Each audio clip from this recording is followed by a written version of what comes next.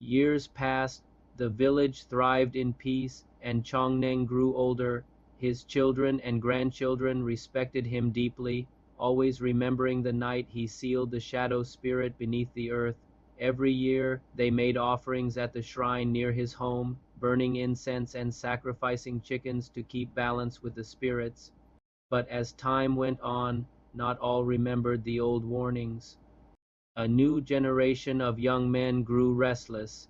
They mocked the old rituals, saying, "Why waste food and chickens on empty air?"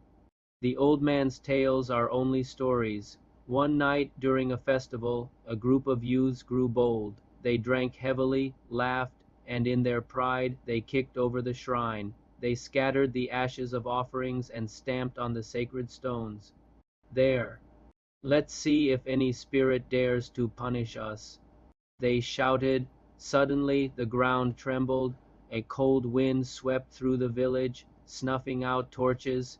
The dogs wailed, and the air turned heavy with the smell of decay. From beneath the earth where Chongneng once sealed the shadow, a crack opened, and from it came the voice of the spirit, low and rumbling like distant thunder. "You have broken the seal. I will rise again." That night Chongneng dreamed of his guiding spirits, who warned him, "The seal is broken, the shadow stirs, only your bloodline can fight it, but your strength is fading." Chongneng awoke in sweat. He knew he was old and could no longer fight as before. But he also knew his gift must pass on. He called his eldest grandson, a boy barely 16, and said, "Grandson, the spirits have chosen you. Tonight you must stand with me. I will teach you the chants, the rituals, and the way of the wax ox and eagle. Together we will try to bind the shadow once more." That evening, as the villagers huddled in fear, the ground cracked wider. From it rose the dark form of the shadow, even larger than before, its body swirling with faces of the dead. It laughed, shaking the earth. But from the shrine, Chongneng and his grandson chanted.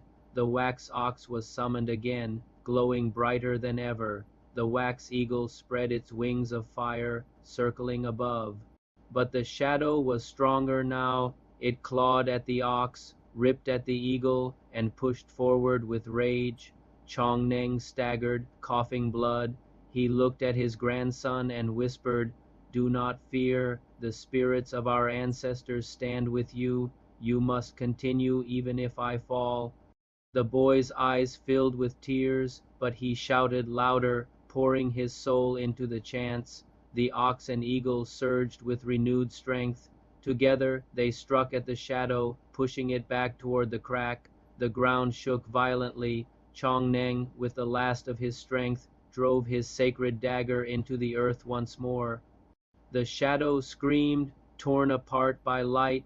Slowly it was dragged back into the crack, which sealed shut with fire and smoke.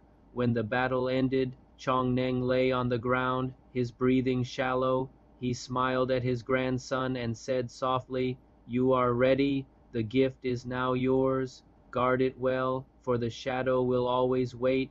With that, Chongneng closed his eyes for the last time.